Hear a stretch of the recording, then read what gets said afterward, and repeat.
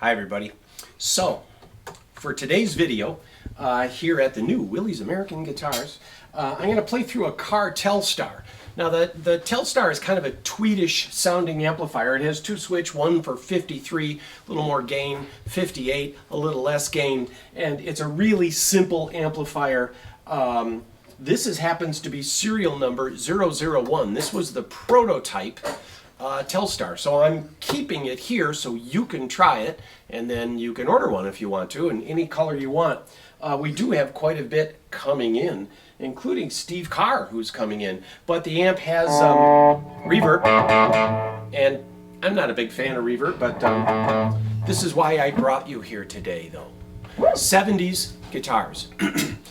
In general, 70s guitars are starting to go up, and the marketplace on 70s guitars is heating up as the older guitars, the 50s and 60s guitars, is rising in value. It's kind of going out of a lot of people's price range.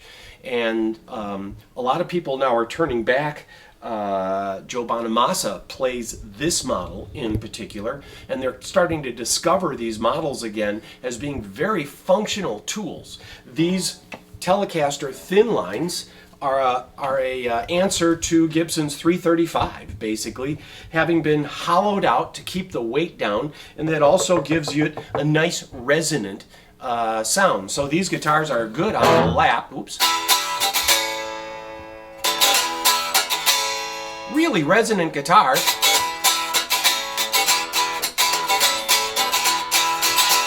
And through an amplifier, these pickups, which were designed by Seth Lover, who invented the Gibson humbucking pickup, the famous PAF pickup that can go for thousands.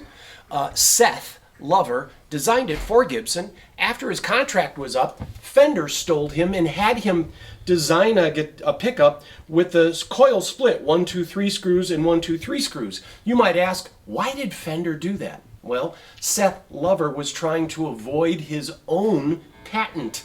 So as he went to work for a competing company, he redesigned the PAF, and it sounds very Fendery, where as pickups kind of came along, they got a little more brittle with different magnets and stuff. He really captured that kind of bright upper mid-range sound. I'm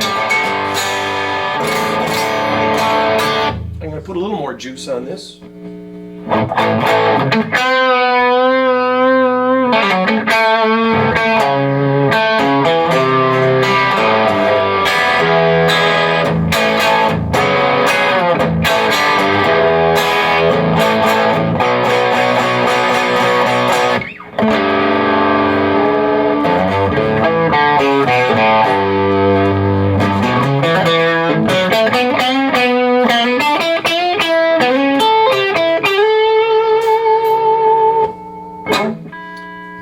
Really, a fantastic guitar, medium-sized necks. I kind of like the necks of this era, of the 70s era. It's just their size is very rounded, and it's not too big. Too big can get kind of hard on the hand.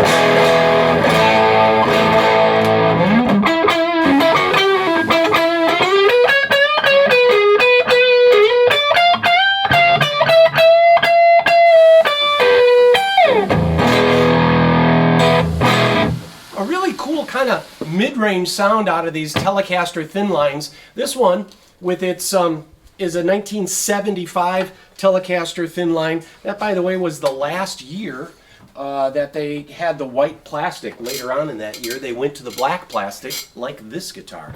So a lot of people will have kind of a bad rap on some of the 70s Fenders. But here's the thing, and I want to use this. This is a real 56 Strat. And you can see how sculpted the body is back here as compared to the 70s guitars. There are details on these old guitars where people that are dyed-in-the-wool Strat fans will look at this and see that things like that, the way the pickups are, the way this sculpting is here, and the body contours are, it was pretty well exaggerated. A lot more time was taken on these guitars. However, a two-tone 50s Strat that's 100% original these days goes for about $40,000. Yes. So the marketplace is looking for something that might be, say, 10% less. And that brings us to this, which is a 77 Strat. And the thing that's interesting about this guitar is that it's not heavy. A lot of these can be very heavy, but more importantly, it's a rosewood board.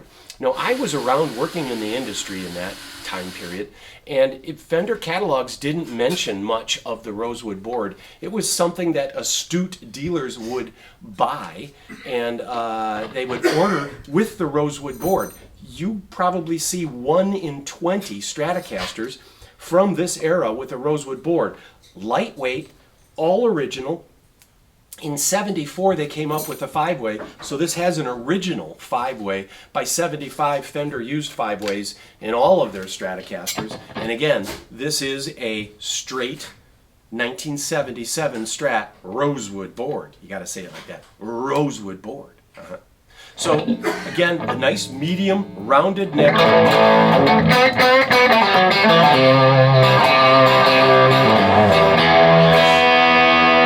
You get a little more bite out of a single coil than you do the humbucking, a little more high end.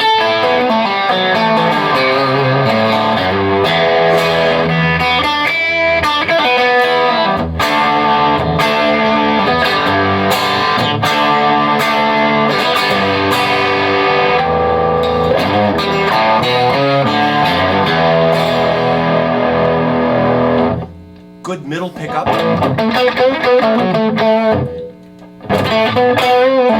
That was actually 2 pickups. I'm going to clean this up just a bit.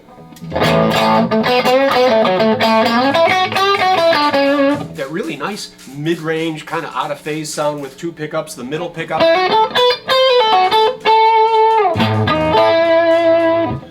Again, 2 pickups, these 2.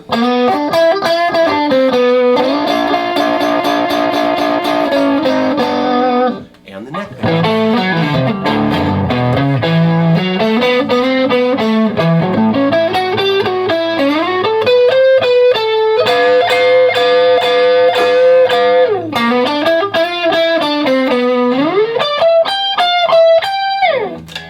Fun guitar. So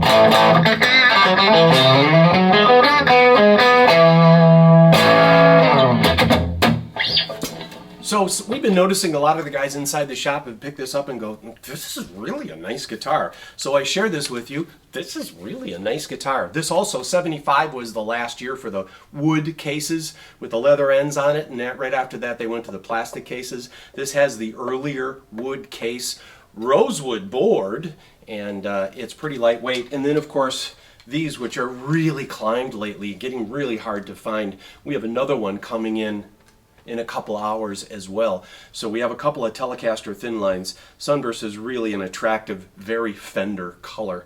And then this is a '75, this is a '77. It wasn't '75, they went to the black plastic. All right, that's about all I got for you for right now, but I just wanted to highlight a couple of mid-'70s Fenders.